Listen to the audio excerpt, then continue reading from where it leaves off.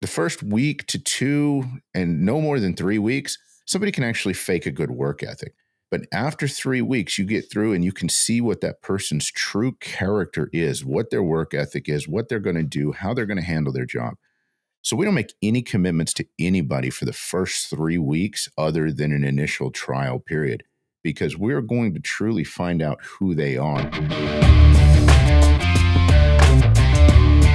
Hey, good morning. Welcome to Old Man Energy. Thank you for joining us again. If this is your first time with us, I'm Flint, and my lovely wife and co-host Dez is here, but she's sitting off camera because she's invisible.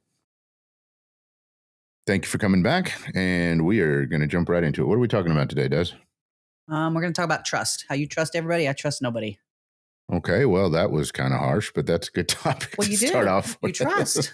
I do. I believe in people. I always want to see the best in people, and I always want to believe that they have kindness and goodness in their heart. I lead with kindness. I lead with love. And you don't? No, absolutely not. I'm kind to everybody, but I don't trust anybody. Okay. Well, what's the difference between being kind to somebody and trusting them? I don't. The two words. No, I mean, when you first meet somebody, you say you're kind to everybody, but you don't trust them.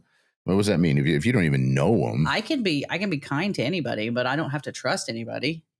I mean, I just sit back and get a feel of them, and I mean, we can go up and we can talk to somebody and just meet them, and they can start telling us their story, and you will just get sucked right in. It's not a bad trait, but you will like immerse yourself in what you're listening to, and you trust in what they're saying.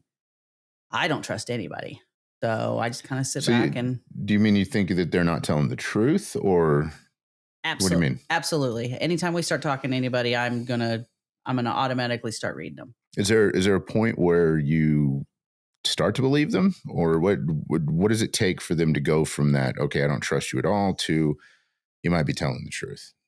What is that? What traits do you look for? I don't know. I just watch their body language. Just kind of just common sense with them. I mean, if somebody's telling this outlandish, crazy story, I'm gonna just be guarded and go, okay, because I don't know. A lot of people like to tell crazy stories and want people to believe it. They want their life bigger than what it is. That's true. Well, let's explore that a little further. What does it take? I'll just say this. For me, I lead with trust, and then if I find out that you're not telling the truth or what have you, that erodes. And it's, as I've gotten older, it erodes more quickly because I start to be able to read and get better at reading people without being cynical.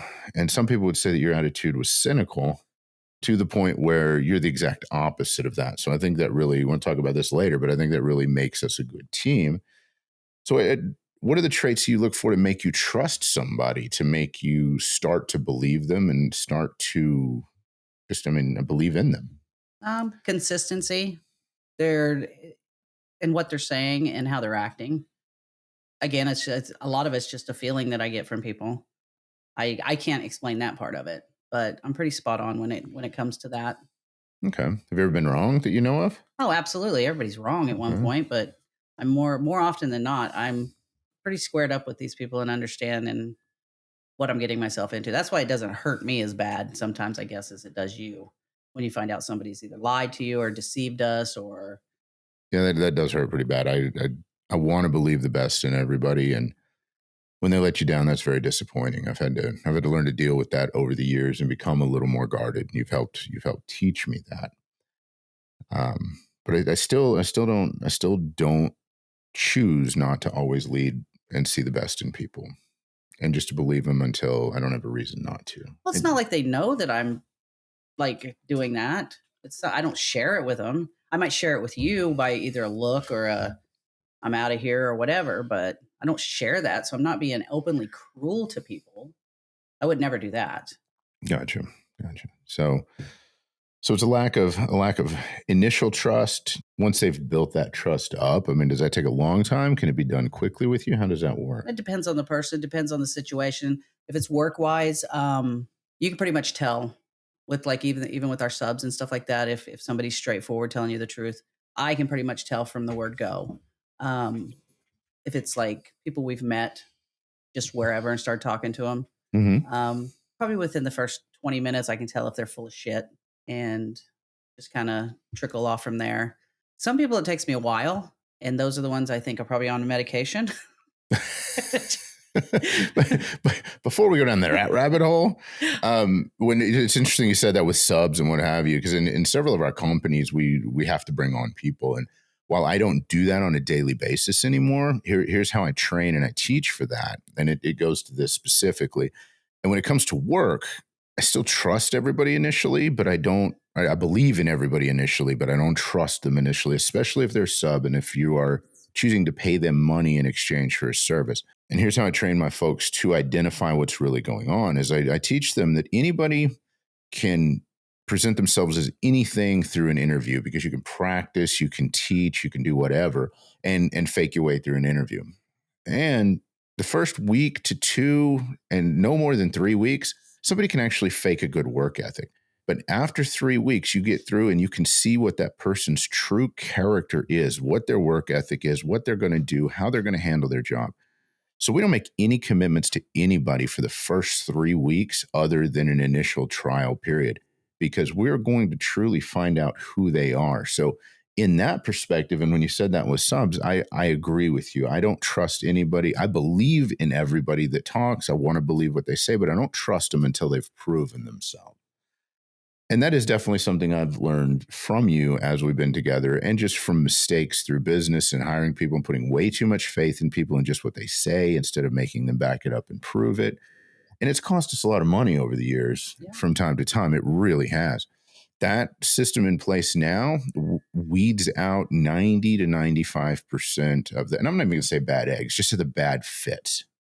And within those first few weeks, willing to let them go because they're not telling the truth. It's fine. You don't even have to tell them that. You just say, hey, look, it's not a fit. We're good to go and go on about your business. Yeah, so sending them work orders. So I think, I think that's a valid point. And it's yes. So I'm going to change what I say and not say that I trust everybody up front. I'm going to say I believe everybody up front, but they're going to earn their trust going long term. What did you mean when you mentioned medication? Well, I don't know, the people who are, their brain's already twisted. They're hard to read. And a lot of people will even say that. Something feels off. It's probably off. Out of all the years that I've had to deal with anything with dealing with that, the ones that really stumped me, come to find out, they were batshit crazy. So do you think people with literal either mental issues or like a psychopathy or a psychopath or what is the other one, sociopath, you think those are the people you have trouble reading? Absolutely. Okay, that's kind of scary too.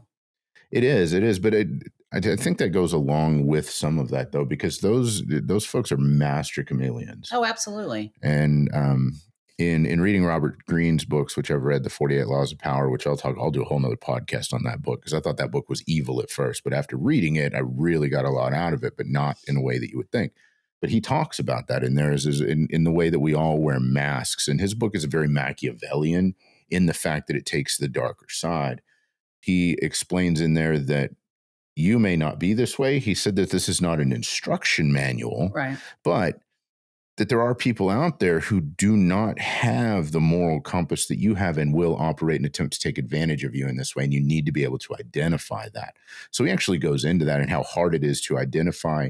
The deeper the psychopathy goes or the sociopathy goes, the harder it is to identify them ahead of time until they show their true colors. Right. So I can definitely agree with you on that one. I am not good at identifying people like that most of the time, but occasionally somebody will be the part. And this is something where you really got to trust your gut, because occasionally we'll have people that come into our lives or come into our companies. I'm like, you know what? They don't feel right. And they might have checked all the boxes and they might be presenting the right mask. But if your gut's telling you something, how do you feel about that? If your gut's telling you something about people, do you think you should always listen to it? You should check them out more. How do you feel about that? Absolutely. I always trust my gut. Always. I've learned to listen to my gut over the years. If it just feels weird, then it either approach it with guarded steps or try and figure out what's going on. So, and your gut's really, there's two philosophies in that. Your gut could either be your subconscious mind picking up on cues and triggers that you can't notice consciously, Or there's a whole nother philosophy that the amount of neurons and your actual nervous system centered in your gut has enough there that it can indicate different things, which is why gut health is so important. Again, that's a whole different That's a whole area nother of book. that's a whole nother book's whole area of science. And we're not scientists. We're sitting here sharing our opinions and our views and what we've learned over the years. But the unique position of this, and the reason I've got Dez here is as a co-host, and I think she's going to sit on and be a co-host most of the time. One, she keeps me on track, keeps me from going down these crazy rabbit holes, but also two, is I bring an insane amount of book knowledge and business knowledge, and she brings a lot of street knowledge and just intuition. So we really, over the years, have made a very powerful pair. I'm just the dumb one over here. That is not what I said. we are all ignorant in our own specialty. How about No, that? I will say you're very smart. I'm not ignorant, but you're right. I got more street smarts and just yeah. So between the two of us, we tend to try and make the best decision possible, which leads into the next topic, which is good decision. Good decisions are, what is it? Good decisions are based on outcome. You don't know if you're making a good decision or not until you actually see the consequences of said decision. Now, we try and take all the information in on the front side that we can, make the best decision possible. But what truly defines a good decision as opposed to a bad decision? How do you know? Are you asking me? Yeah, I'm asking you. What do you think? Well, the first thing that comes to mind over a good decision, a bad decision, is how much money we lost. Well, That's all I worry about. That's a pretty powerful yardstick right there. But again, that's a consequence. That is a consequence. So when you're forced or faced with a decision, and most of the decisions we talk about, and ultimately I have to make the call, especially if we disagree on that. We do, and you've heard in other podcasts, we definitely have a very traditional marriage in that sense. But when you're forced to make a good decision, or you're forced to make a decision, you always want to make a good decision. Nobody intentionally runs into anything and says, okay, I'm going to make a bad decision on this because I don't care. What factors do you consider in a decision, and how do you try and determine what the best decision is on the front side? Because you don't know if it's good or not until the consequences come out. Well, a lot of times with us, we'll sit back and just weigh out the odds of and look at everything. We've done it several times over the last couple of days. I personally will sit back and just analyze absolutely everything that comes with whatever decision we got to make. And you pretty much pull more from your gut and feeling and emotion. I don't. Sometimes I will, but it's very rare that I make any decisions on emotion. You do sometimes make decisions on emotion. It's not a bad thing, but I personally will look at everything that has to do with it and then bring all of my information to you, and then we'll talk it out and figure out which way we should go with that. That's how I look at it. I think that's a good and valid point. I try and mitigate my emotions as much as possible in the decision-making process. And I do that several ways. I will take time. If I can take overnight, I'll do that as often as possible. And you'll hear me quote all the time that if it's a good idea today, it'll still be a good idea tomorrow. I used this when I was in sales, especially big ticket sales, to help eliminate buyer's remorse, especially if it had a cancellation clause in the contract. Then I would sell them, but I would also have the follow-up for the very next morning or the very next day, as soon as I possibly could when they had time to sleep on it. That way, if there were any objections underneath there for their decision or they were regretting their decision, I was able to address them right then. And I was able to take advantage of their calm, mitigated state instead of their heightened emotional and excitement and what have you. And it really helped eliminate a lot of cancellation. That's where I learned that making a decision in the heat of the moment is never the right idea. Now, we're human. It's going to happen. And there are some decisions you can't put off making. Some of them have to be made right then. But anytime you can, take time, step away, and truly just process it. And when I think about a decision, I take your input that you give and I mull over it, but I don't sit there and just think about it. Now, I'll take the data that I've got in front of me and I'll memorize it, for lack of a better term. And one thing you get to learn as you go along this journey with me is that I'm able to consume vast amounts of data at one time and then process it without actually physically thinking about it. So I'll quote a book that I read a few years ago, or I'll pull some numbers out or what have you. So I'll get all that information. I'll put as much as I possibly can in my head. And then I'll either go to sleep or I'll do something else where I'm not thinking about it and just allow my mind, where you said I make my decision from my gut, I'll allow my subconscious to process all of that input. And I really believe, and I'm starting to teach in my coaching group, that if you want to truly get to know a topic or a subject or get to know a person, you want to consume as much of whatever surrounds that person, that topic, whatever they create, and you can truly see through whatever it is and actually get a feeling for that person or get a feeling for this topic or get a feeling for this subject. And the decision, in my opinion, becomes very obvious very quickly as soon as you remove the emotions from it and you let your subconscious brain figure out what's really going on. So that's where a lot of our decisions come from. And we've mitigated a lot of really bad decisions because, man, I did not learn all this because I was really smart on the front side. I learned all this because I made a lot of bad decisions. I made a lot of rash decisions, made a lot of mistakes, and it cost us a shit ton of money over the years. It's been stupid. Yes. So making good decisions and developing, do you think making good decisions is a skill? It's something that can be learned, or you have to, what do you think? I don't know. I guess with the type of work we do, yeah, you can, because there's so many different factors you can look at. I think, yeah, you can learn how to do it and choose the correct one. Because again, money is involved. But when it comes to relationships or, I don't know, friendships, stuff like that, I don't know, because there's so much going on with that. I don't know. I've never thought about that. Okay. Well, we'll come back to that. And then not in this podcast, we'll hit another one. But I'm interested to hear what you guys say. Send us a message. Tell us if you think, tell us two things. One, tell us what your process is for making the best decision possible, especially if it differs from ours. But also tell us if you think that making good decisions is a learned skill, or that's something that just has to be innately born into. Obviously, given what I said, I believe it's a learned skill because I learned certain things that I could apply to the decision-making process to mitigate the negative outcomes. That was a lot of multi-syllable words, but just that really touched base on another thing we wanted to talk about here. So we bled from good decisions, and we're going to talk about teamwork. We just explained how we make major decisions together. Now, ultimately, I'll make the call. Even if we disagree, then one of us has to make the decision, and we've come to that conclusion that I'll make that call. Now, if she's truly insistent on something, I've got to go with the understanding that she may feel or see something that I don't. I have to put that in with the factor.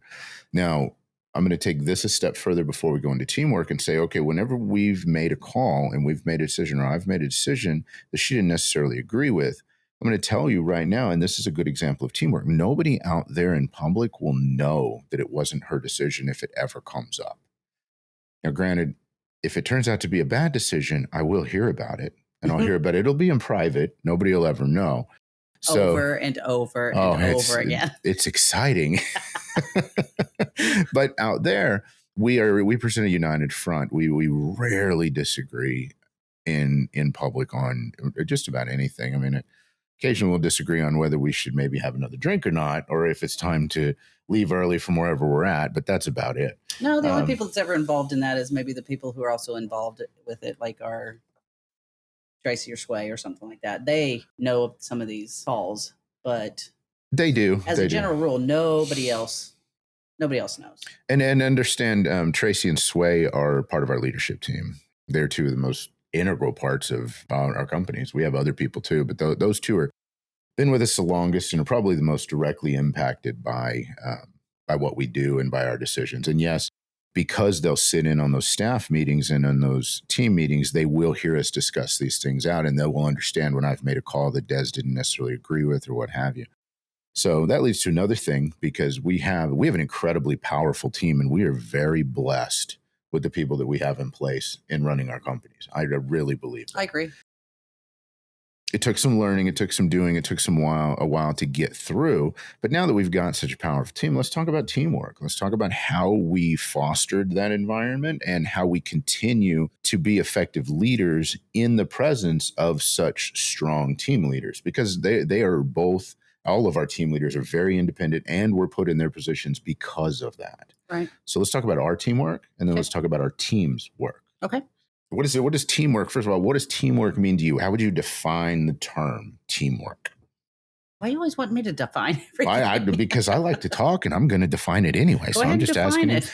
So to me, teamwork means the ability for multiple people to work together towards a common goal. Teamwork. And you want to quote the Wonder Pets, that's what's going to work. It's teamwork.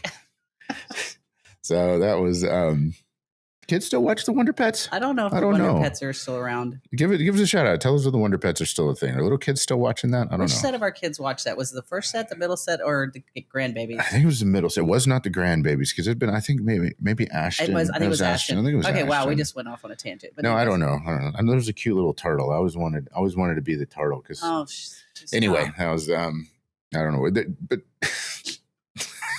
okay, teamwork.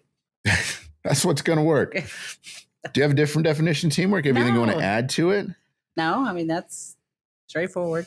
Okay, so teamwork. Now, it's easy to say. It's hard to do. It's especially when you get a bunch of dominant people together. When you have and you can't have all dominant people in the same areas on a team or you're all just going to be fighting constantly. So I believe that one of our powers is the fact that we are so different, that we approach decision-making differently. We look at the world differently. And we have common goals and are in alignment. But our relationship has never been sitting across the table from each other with a plate of spaghetti and staring into each other's eyes and going through the noodle like the whole Lady and the Tramp thing. We've never done that. We've always been standing side by side. Just laughing at me. We've always been standing side by side, looking forward together. And this goes back to even before we were a couple. We spent hours just talking about dreams and goals. And at the time, it was what we wished we'd have done differently. But it soon grew and morphed into what we were going to do and what we were going to do with our lives and where we were going to go. And just so you understand how powerful it is when two people line up as a team and work towards a common goal. We weren't together 4 years total before we both had our freedom. Yeah. She left her job less than a year after I moved out here, and I left mine in 2004 and have had absolute complete autonomy over our lives and our children's lives since then. Yeah. And it's because we decided to talk about our differences. We decided to talk about where she was strong, where I was strong. And we were kids. I was 25. She was 29. I was 26 at the time, but we were kids. And it's somewhere between 25 and 30. That's when you stop being a kid. I just figured that out. But we were young. We didn't know for sure what we were doing, but we were ambitious and didn't have anything holding us back. And that's never really changed. It's solidified and settled over the years because of the kids and what have you. But that fire never went out. And that power of truly working together, listening to each other, and cooperation. Mm-hmm. Now, I'm curious, and I want to back up maybe a little bit onto decisions and to teamwork, is I know what it's like for me when I make a decision that we don't necessarily agree on. I understand that I'm accepting the consequences for it. One of the powers is with you, especially as a woman, that I cannot understand. I've tried, is to accept the fact that I made a decision that you didn't necessarily agree with, knowing full well that you are going to participate in the consequences of that decision if it's a bad decision, and yet still presenting a united front in public and acting on it and supporting it in the background, even though you disagree with it. Can you take some time to explain that and how you do that and what goes through your head? Because I don't understand that power, and it's incredible to me. Honestly, it truly is. I don't know.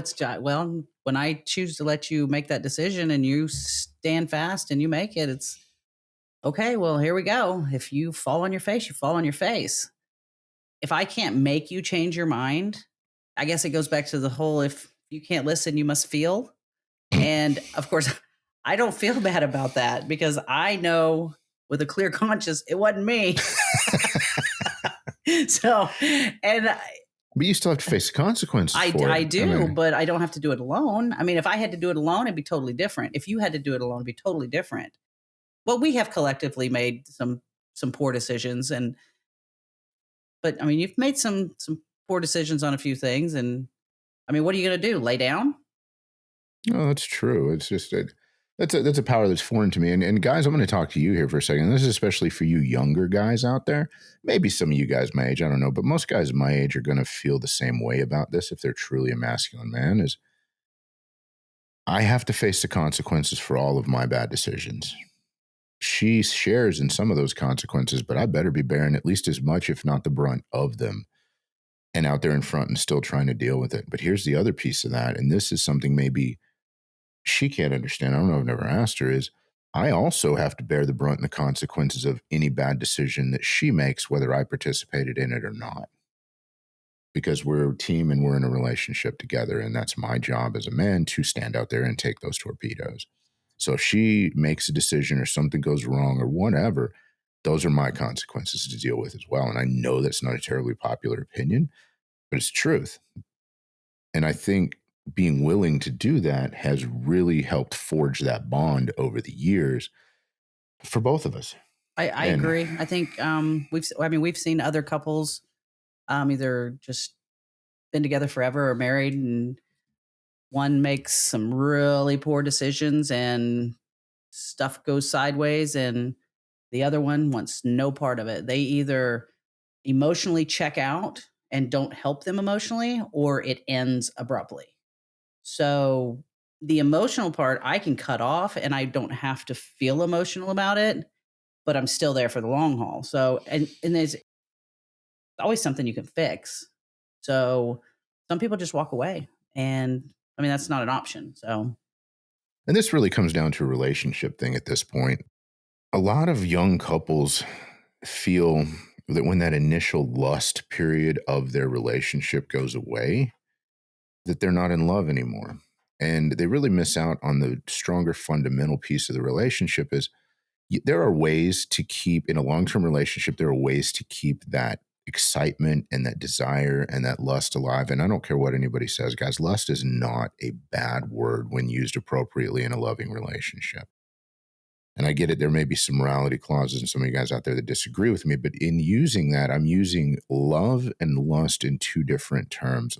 Lust would be a physical desire for your mate. That's the way I'm using that. And love is the peace that comes from knowing each other, trusting each other, and that fundamental foundation that just never gets touched, no matter how many bombs get dropped on it. And a lot of people mistake the fact, especially younger couples, that when that lust period goes away and they haven't been keeping that alive, or they have been keeping that alive, but they fall into the comfortable routine of just being with each other, they think they're falling out of love. I agree. They think, and if they let that continue, they get bored, and then they do fall out of love. Yeah. But what happens is that instead of finding ways to keep that physical attraction alive, and guys, it's not that hard. Honestly, it's not. And women, I'm going to tell you right now too, it's not that hard to keep that physical attraction alive. But that comfort level speaks something because you cannot always live your life in a hyper state. And we've really become a society of adrenaline junkies. And the ironic thing is we have a society of weak men who don't produce testosterone. And usually men that are high testosterone are the ones producing the adrenaline producing activities. But we've learned to live at such a heightened state across the board that whenever we become comfortable with somebody, we think that it's boredom or we think there's something wrong. So remember, if you're in a relationship, guys, and you're comfortable and you can be sitting around in your pajamas and your gym shorts on a Saturday or Sunday afternoon and watching TV and just content, there's nothing wrong with that. There's something to be said for getting dressed up and taking care of yourself and being attracted to your mate. But there's also a lot to be said for the power of that relationship and that foundation that just nothing touches. You make it sound so primal. It's true. It is My primal. mate. Well, it is primal. I'm just throwing that in there. So I mean, this is from evolution. I mean, this is not something that a psychologist thought up sitting in an office. This is truth. I mean, we have to have that security to raise our children. We have to have that security to build our lives. And it's a sad thing to be alone in your 40s and 50s with no family, with no grandchildren. And there's a lot of couples out there that chose not to have kids, but while that's their choice, and while you know what, more power to you, maybe that's your decision. I can't help but think when you're in your 50s and 60s and you're sitting alone in that recliner at home and you have everything you wanted, except for companionship, it's kind of sad. They have cats. Okay, now that being said, we have a lot of cats too. So I don't know what that says. The strays in our neighborhood have adopted us. We're fixing them slowly one by one, but really what that means is we're adopting them slowly one by one. Well, they know how to get in the cat door, so they're still free. Yeah, maybe we'll get some outtake clips from my first podcast. One, the recording was terrible. I was awful at it. But the second one is so much weird stuff happened. It was ridiculous. Stuff that never happens. They were fighting with the cat door, just beating each other up. They knocked stuff off the table. The dog was she was being a dog. It was stupid. So, but I don't know. All right, where are we at? So we were talking about relationships. We're talking about teamwork, fundamental. There's a book, and it's called Rocket Fuel, and I had it up on my screen. I don't remember, but I'll put in the podcast notes the author. I read it about a year ago, and it really opened up a lot of things for me. Dez and I, over the years, and I mean, obviously being a full-time entrepreneur for 20 years, I've been a business owner much, much longer than even when I was corporate. I still had a side gig going on always. We've tried 3, maybe 4 times over the years for her to come in and run operations and work together with me. And I have always frustrated her to the point by not allowing her the freedom to do her job or second guessing her constantly. All the time. That she's walked away 2 or 3 of the times, and we'd get to a certain point of growth or a certain point of money, or I just get to the point where I couldn't do it anymore. And so we'd scale down size and understand we were comfortable the whole time. It was just, we weren't happy with the growth. That ambition level just wasn't there. And it was there. The ambition level was there. The success level didn't match it. And it was weird. So I read this book and I came to her and I asked her one more time after I read this book. I said, one, I want you to read this book. Sometimes she listens, sometimes she doesn't. She said she'd read it. I bought it for her. I thought she read it. She said she didn't, but that's okay. I don't think she needed to. And then I got her the book. I read the book. And I told her, I said, I want to try this one more time. And I got the typical positive wife response. Eye roll. Oh my God, here we go again. But she was willing to try, because I came to her with a solution to the plan. And in the book Rocket Fuel, he talks about the 2 fundamental parts of every company. And it's talking about the visionary and the implementer. And the visionary is the face of the company, the one that's out there, the one that holds a vision, the one that creates things, putting deals together, the quintessential salesman of the company. That's the visionary.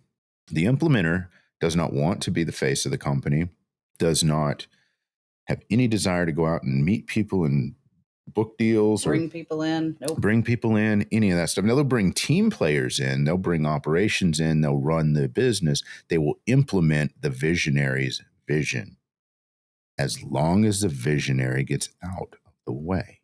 Guys, I'm really good at coming up with ideas and plans and businesses and just all kinds of deals and all kinds of ways to make money. She's really good at, and I'm good at implementing them for about the first week, maybe 2. And after that, somebody else better take over, because that company ain't going nowhere. Because I'm going to have another shiny object that I run off and chase. Yes. When she came on board, our businesses started growing exponentially. She started eliminating a lot of things. And understand, I was doing a really shitty job of staying out of her way. But she saw that I was trying. She saw that I was listening. And she saw that I was attempting to implement what I told her. And that was enough. Just that little bit of change was enough for her to hang on and just put up with my BS. Now, granted, there were months where my office was in one end of the house, her office was in the other end of the house, and we were hollering at each other up and down the hallway. And if she got really heated about it, she'd walk down the hall into my office and come and yell at me. Or, because I'm very helpful and I'm altruistic and I'm willing to sacrifice myself, I would hear her on the phone and know she wasn't saying the right thing to the people. So I would walk all the way down into her office and tell her what to say. I was smiling. The dog followed me every time. Our dog, poor Bridget. She had anxiety for. She would get in between us. I mean, it's never been anything physical between us ever in almost 25 years. Never will be. And I would go by there, and I get loud because I've got passion, and I'd look down and this dog is standing between the two of us. Well, I'm usually standing over him. He's sitting at his desk and she's between us looking up at me.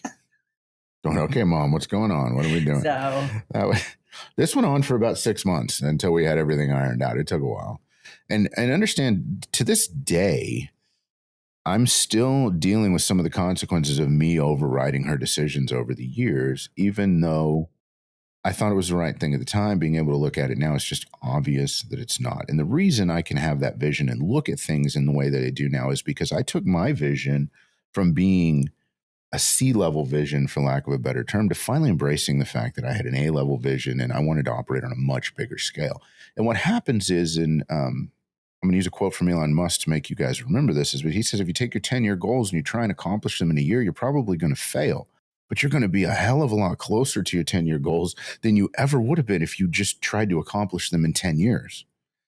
So I'm going to use that to make you guys remember when my vision shifted from here to here, my time became exponentially more valuable, and I started looking at the world differently. And you know what the weird thing was, is I started looking at the world the way she's been looking at it the entire time. So now I'm having to go back and undo some of these decisions I overrode with her, knowing that she's going to be pissed off about it. And she's not mad because I'm finally listening and doing the right thing, but she's mad because we could be so much further ahead if, one, I had a large enough vision in the first place. The vision was always there. I just never believed I could do it. But if I hadn't second guessed her and taken her power away from her that I proclaimed and said I was giving her. Now, she understood and she gave me the ability to grow through that.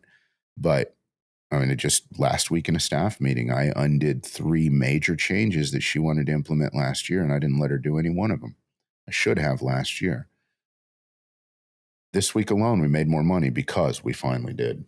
In one company, we made more money because we finally implemented those 3 changes. It didn't look like we made more money. As a matter of fact, our billing went down because of one of them, and if I'd have done it a year ago, that wouldn't have happened. It didn't really go down. It just impacted the cash flow, but that's a different story. But in that meeting, not only have to undo these changes, re-implement what should have been there in the first place, but then, and this is the part about being a guy, also take full responsibility, because staff heard it before. They were in the same meeting I was in a year ago whenever she wanted to do it, and then I slowly undid it over the course of the next month. Well, okay, we'll make an exception. Death by 1,000 cuts. I'm going to talk about that in a different podcast. I had to apologize. I had to apologize to them for not being as effective of a leader, and for I didn't intentionally tear her down, but ultimately that's what happened. Is I put her in a position in the company. I asked her to come back, and then I second guessed her in front of our staff, and that was not okay. Eating a big old piece of humble pie sucks. Sometimes it's necessary, and the only way you can maintain integrity and the only way you can maintain strength as a leader of a team is if you're wrong, you fix it, you accept the consequences for it, and you admit it. Don't do it again. And don't do it again. No, that goes without saying. I mean, an apology without implementation is wasted and not sincere. No, I'm telling you, don't do it again. Oh, see? What the heck? We're getting good guidance right here. Coaching. Take off my wife hat. I'm going to put on my coach hat. So anyway, the visionary and the implementer. The implementer is an operations person. They're the person that looks, okay, they'll take the visionary's vision. We're going to do this. How do we do this? So the implementer looks at who. And I'm reading another book right now called Who, Not How, which is about you have to get out of your own way to make your vision come true, which really, those 2 books are very powerful together now that I think about it. Because a visionary will stymie themselves, especially a big dreamer. And I'm a huge dreamer, guys. And I have an entire series based on how to translate a dream into a goal and into what you need to do tomorrow to accomplish it. I'm a huge dreamer. But I've also been really scared of the size of some of those dreams. And Old Man Energy is a realization of years and years and years worth of work. And putting this together is the biggest project that I've ever personally overseen. And the fact that I'm paying for it personally is painful, but worth it. I mean, there's so much out there that needs to be done, that needs to be said, that needs to be there. So, I mean, when I tell you I'm all in and I'm on the line for making my dreams come true, and I'm depending on her heavily to help implement them and to make them a reality as fast as possible. When you get real serious with your dreams and the size of them and you start putting some skin in the game, your time becomes so valuable.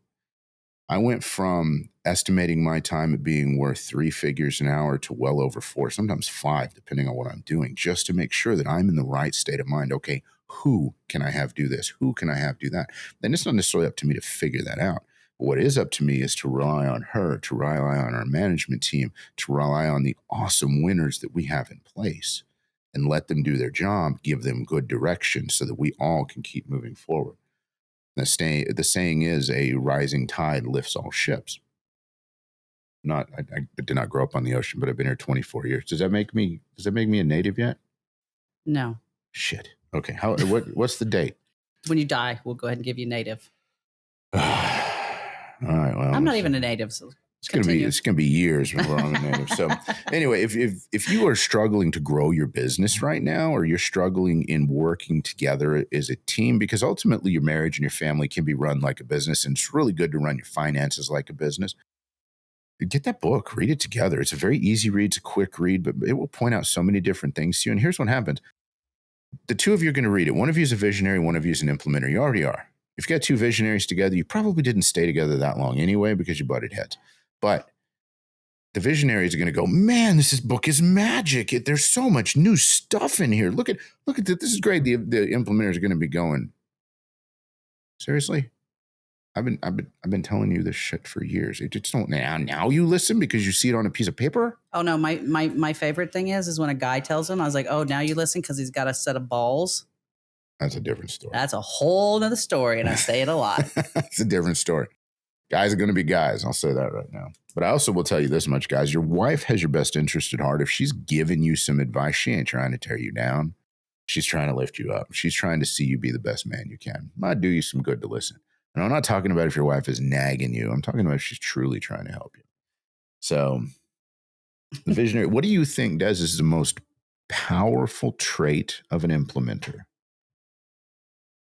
I don't know, because I attacked it at so many different angles with working with Tracy, because Tracy did very well with what she did. I would have to say being able to pick who is going to be your lead, being able to work side by side with that person, but also being able to trust that person to the point of abruptly walking away, knowing that they're going to be able to continue what you gave them to do. And understand, folks, she trained Tracy to be my assistant for a year. And that is not an exaggeration. It was 11 months and 2 weeks. And I walked away abruptly, and Tracy kept going. And there was no hiccups, no nothing. And I've been told more than once I'm very, very difficult to work for because I'm all over the place and I'm like working for an atomic bomb. There's a lot of energy, there's a lot of excitement, and it's very hard to keep up. I've been through a lot of assistants over the years. I had 2 long-term assistants. One was Miss Carol, and God rest her soul, she'd still be my assistant if she hadn't passed away. Mm-hmm. That woman knew me as good as Dez and was a very powerful assistant. We lost a gem in this world when that lady passed away.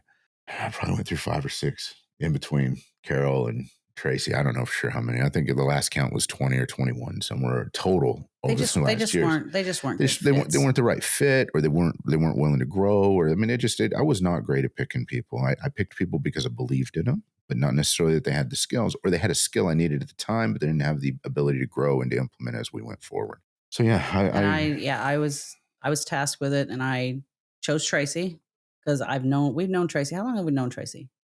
15 years. Has it been that long? I think so. I don't know. Yeah.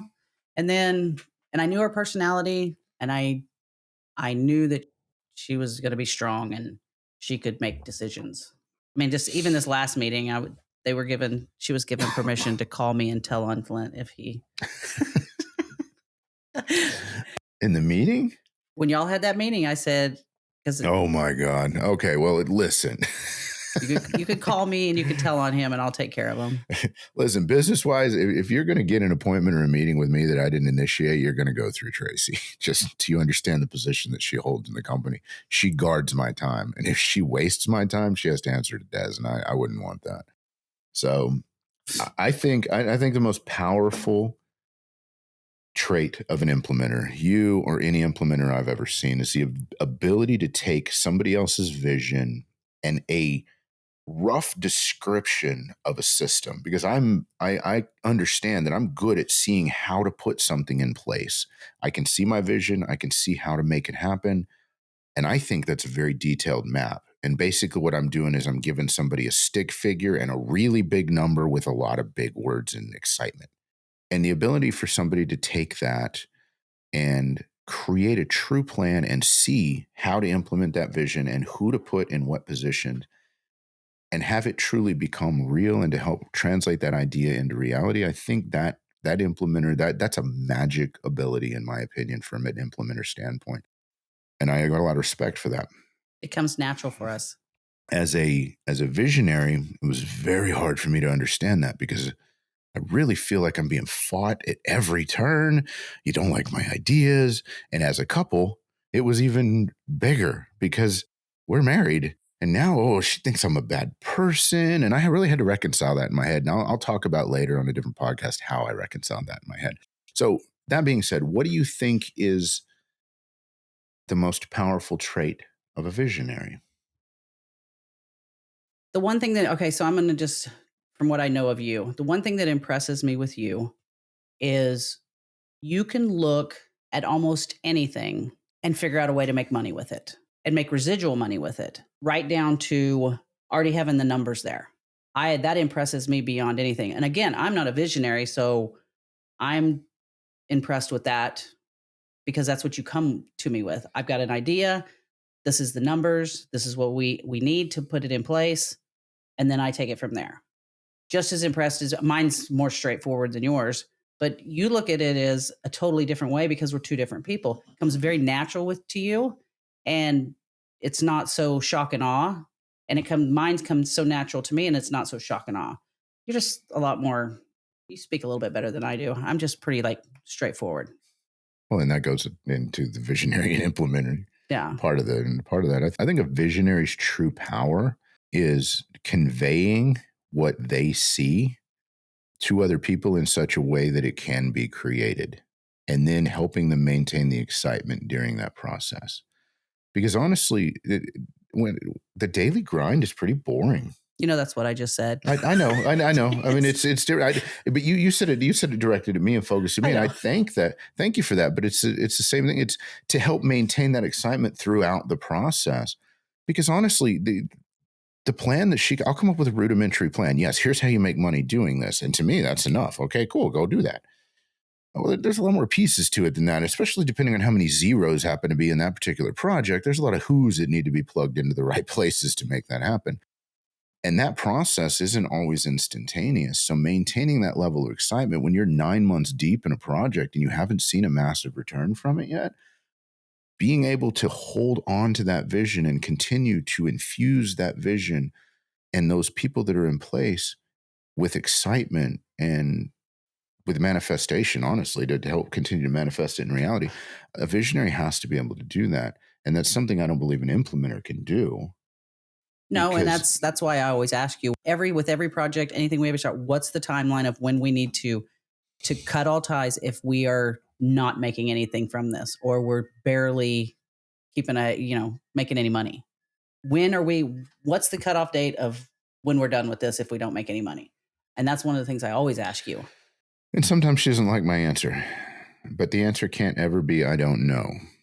Lately with projects, it's been either a 6-week or a 90-day review time, because I don't believe you can establish any kind of consistency. And I'm not talking about, okay, I'm going to buy this for $50 and flip it to 100. Well, you know what? You ought to have that flipped within a week. I mean, that kind of stuff. That's not what we're talking about. We're talking about major projects with major output. And depending on where you need to be, you can't really assess anything in less than 6 weeks, in my opinion. And some projects take up to 90 days. And also understand, as a visionary, the implementer will respond even if the project's not making money, as long as the other key performance indicators are going in the right direction.